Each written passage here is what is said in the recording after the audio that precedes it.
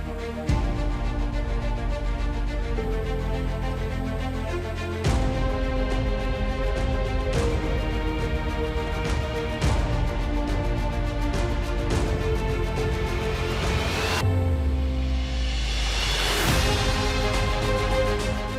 and welcome to Money Matters. I'm Sarah Peterson here with Dean Greenberg of Greenberg Financial Group.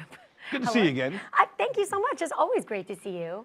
Sarah, it's like we're becoming friends now. I mean, we know a lot about each other. It's good.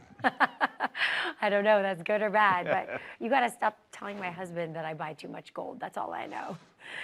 Speaking of too much gold, let's talk today about risk, because I really feel, and I talked to you about this before we got on air, that most people really don't know, in fact, how much risk they're taking. If you asked me how much risk I'm willing to take, that might be very different than what I'm actually doing in my portfolio. Oh, nobody understands risk, because risk to them is emotion.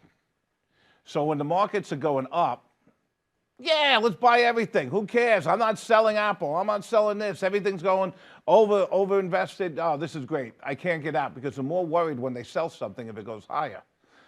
And then when it goes down, the stress gets to them. I can't handle this anymore. Sell the whole portfolio. You know, so they're in their minds, risk is their emotions. I want to eliminate those emotions. And, you know, a lot of people use the same thing. We call it Riskalyze. And it's just a AI program that you answer questions to, and that will tell you what your risk tolerance is. And obviously, they're all, once you answer one question, a different one comes up. It's not the same for everybody, okay? That's what I like about it. So what it does, it gives you a score from 1 to 100. 100 being risky, 1 being, you know, you put the match. I don't even know if the banks are safe for you if you're at a 1. But the bottom line is you try to, for people, you know, that are retired, 50, 60 is a good place to be.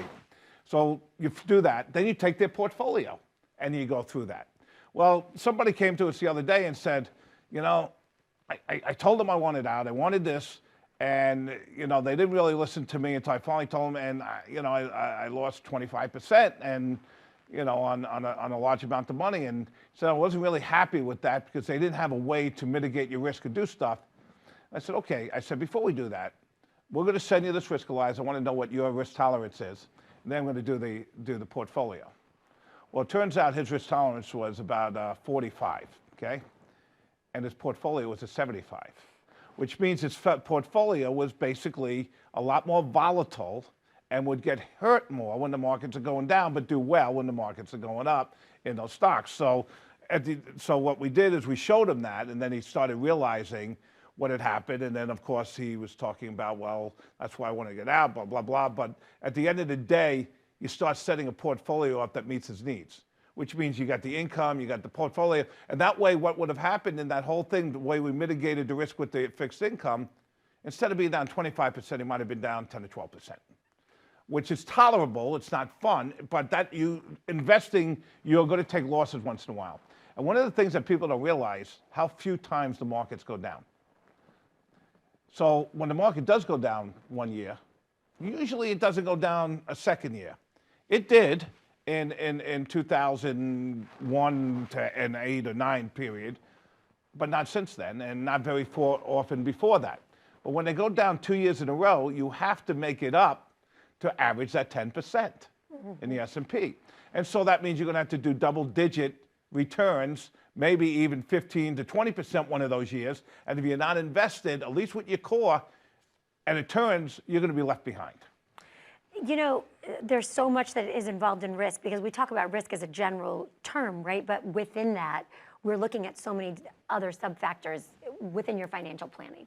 Right. So you got to find out what your stress risk is, what I always look at, okay? So you figure that out.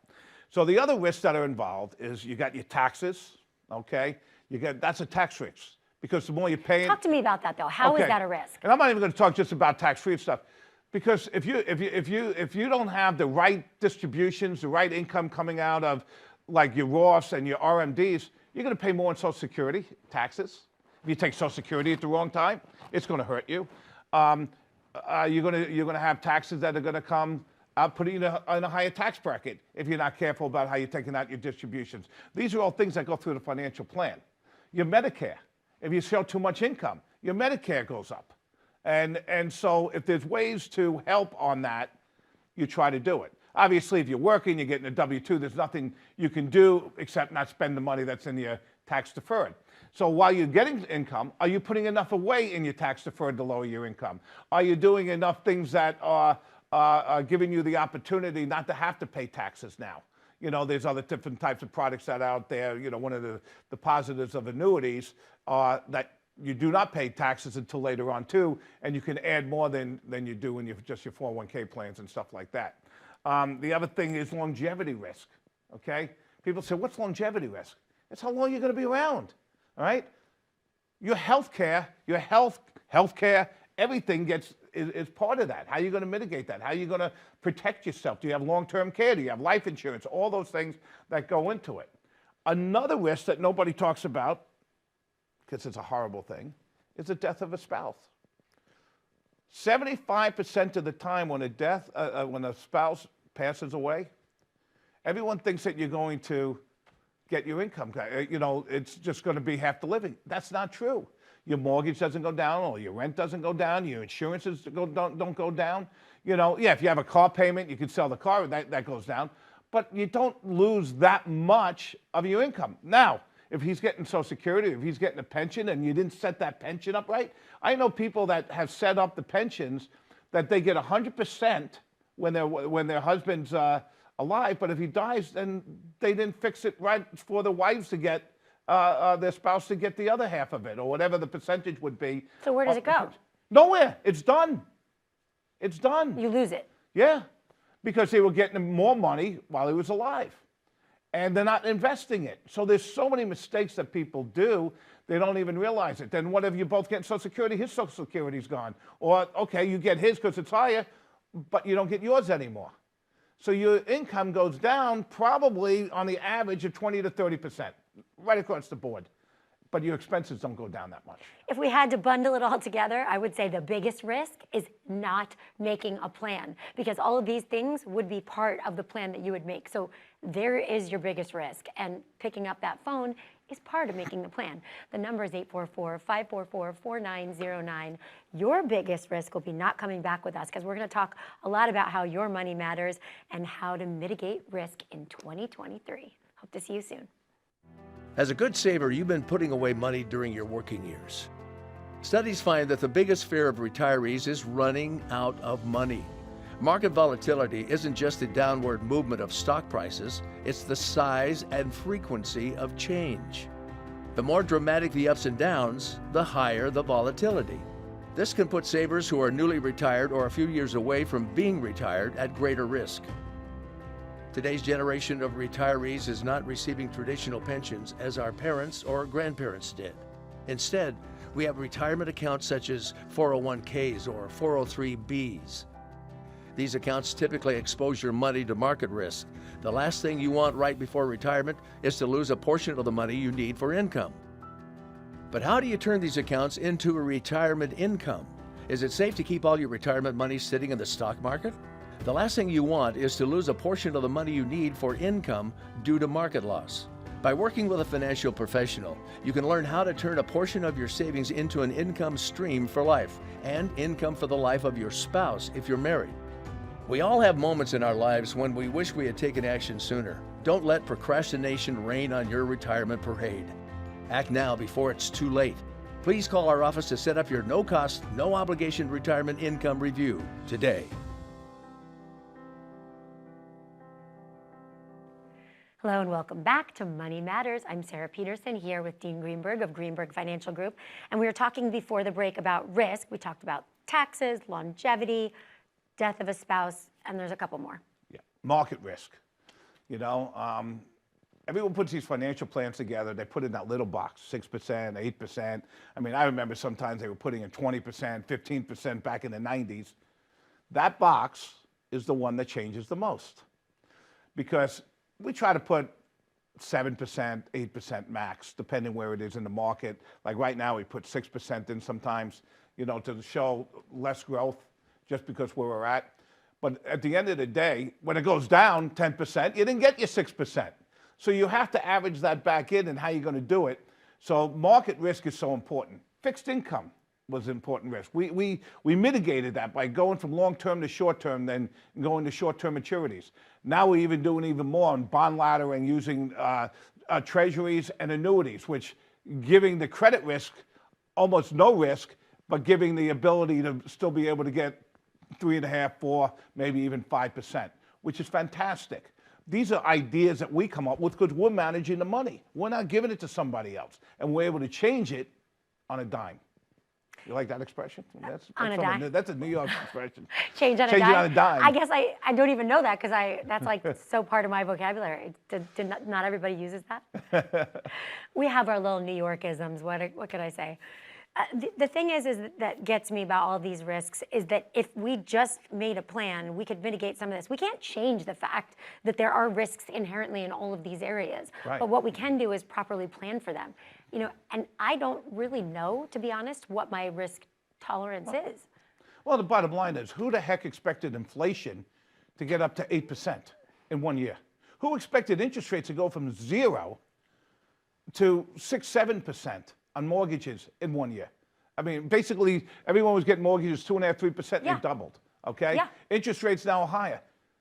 The idea is you need to have the flexibility and be with a financial advisor that understands what's happening, cause and effect, so they can make those changes, especially managing the portfolios. And that's why market risk is important, because everyone's emotions come into play. And what you want to do is understand when it comes to that little box and you're managing the money, which means everything to everybody, is how to mitigate that, how to hedge it, how to protect it. But people like when I say buy insurance puts, they don't get it, but it makes sense. Insurance puts, you buy them on the S&P 500. That's all people do. It's nothing like institutions don't do it, but people for retail investors, okay, they don't do this. And the reason they don't do it is because a lot of the houses don't let them do it. You know what I mean? They think it's too risky to buy a put.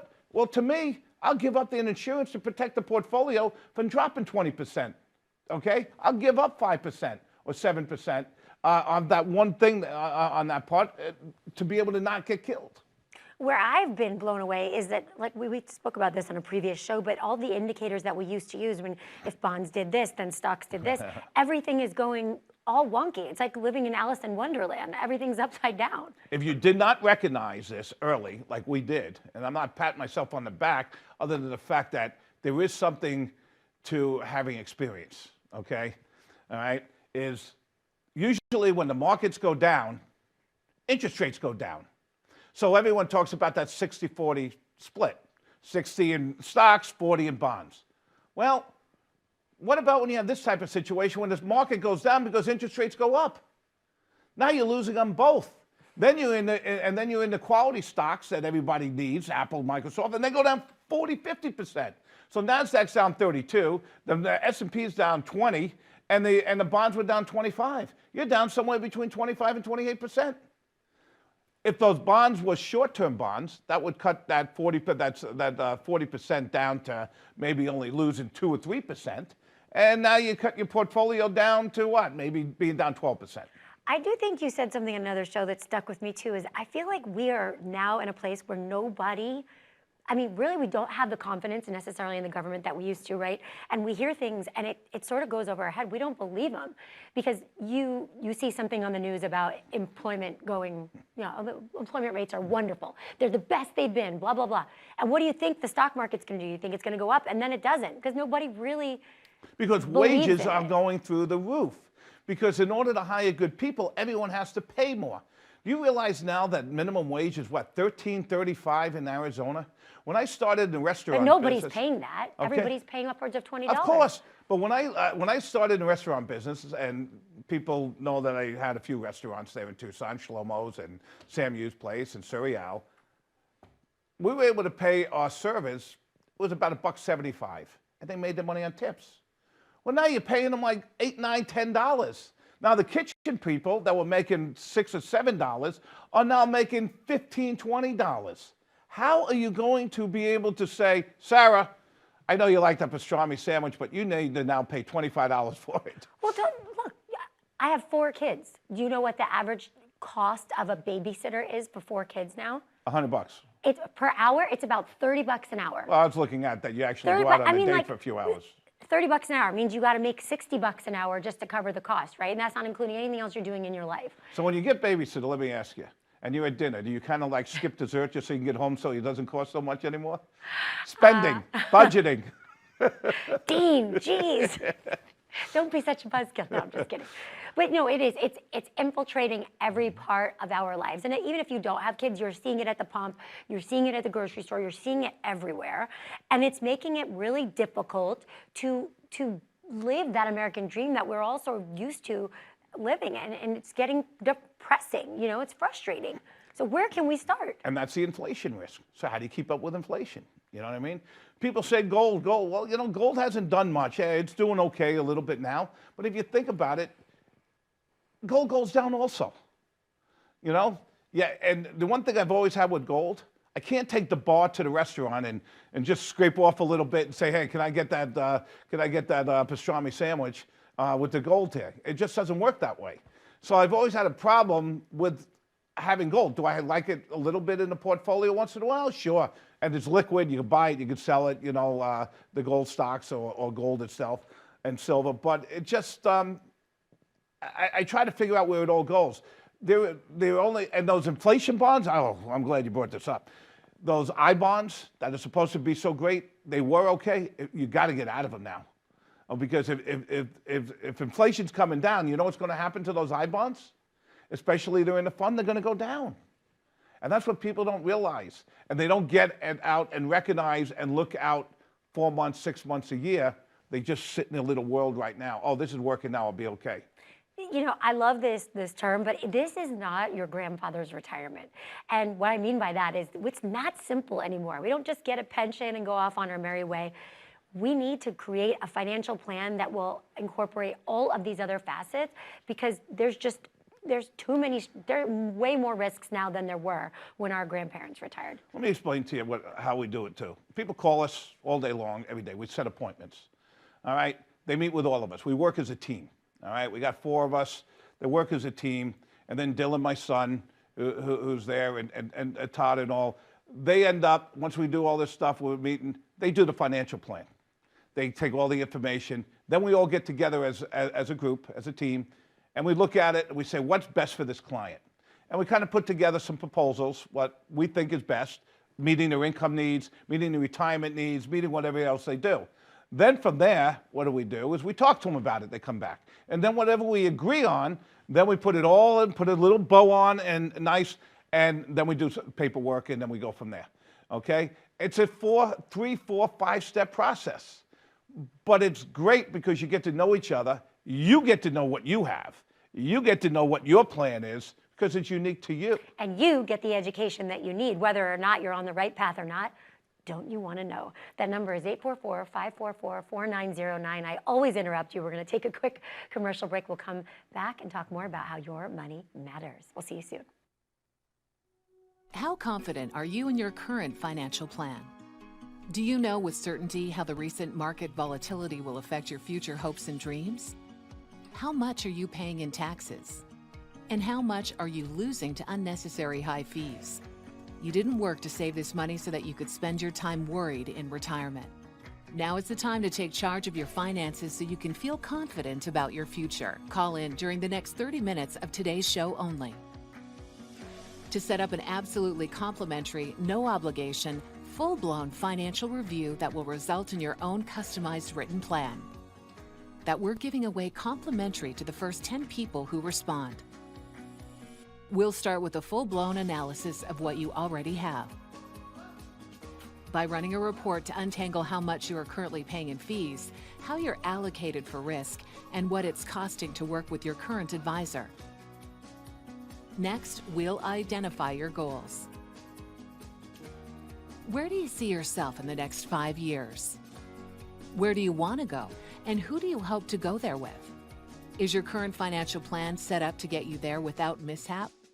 Let's design a roadmap to create a financial plan you can follow with confidence. Get the piece that so many people are missing from their retirement. Find out how having a written plan can make a difference to your retirement dreams. Call now to schedule your complimentary, no obligation, full-blown financial review today. Hello and welcome back to Money Matters. I'm Sarah Peterson here with Dean Greenberg. You might as well call it Two New Yorkers. That should be the name of our show. You know what? I'm glad I grew up in New York, but I'm glad I'm out. It's not the same. I like going back to visit once in a while. It's nice. The city's great. You can't beat it. But and you learned a lot. And you know, everyone likes the way they grew up and did stuff. But you learned a lot there. And it's like I always say to people, you know, I'm half speed of what I used to, and I'm double the speed that most people are. 100%. And I'm okay with that. I used to ask my husband, why do people walk so slowly here?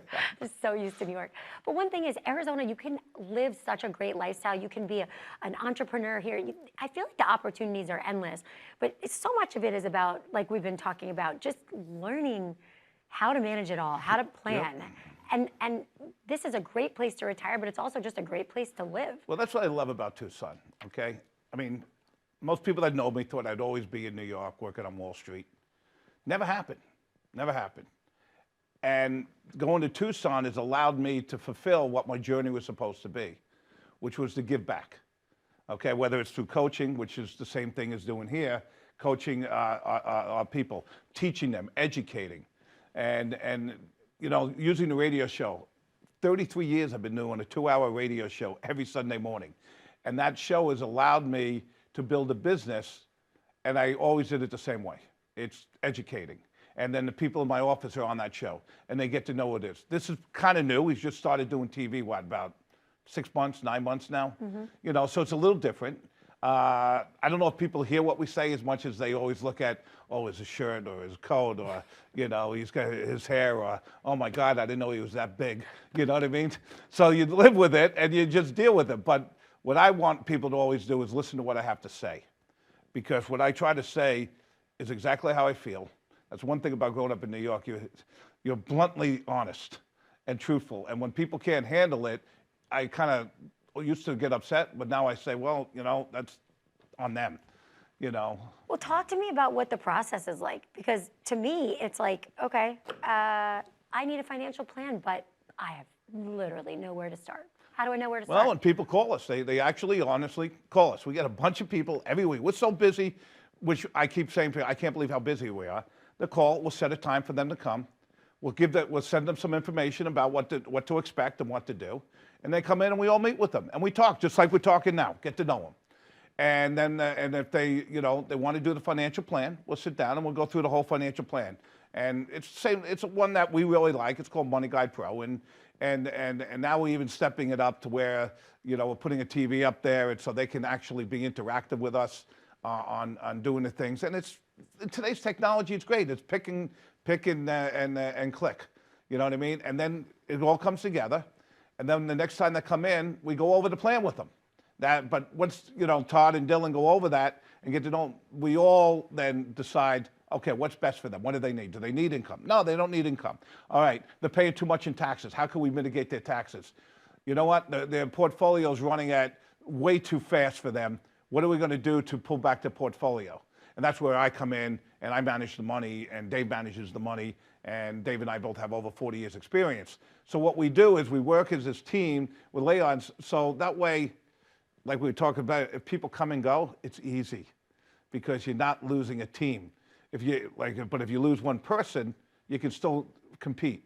If you're all individuals, then there's a problem. Well, I feel like it's a one-stop shop. I don't like to go to a specialist when someone says, oh, my knee hurts and I got to go to the knee. And I want to go to one doctor. He can look at the whole big picture and tell me what's wrong. And then I love that you guys are a one-stop shop. I can come there and I know that you're looking at the whole comprehensive picture, and I'll have to worry about working with so-and-so and so-and-so. Right, and we manage the money, we do the plan. Now, if you need an accountant, we have an accountant in the office. Yeah. Or we'll give you other names. If you need a estate planner, he'll come to our office to meet you with at our office. So how do I prepare? What do I need? Where do I start? Ooh, what? What?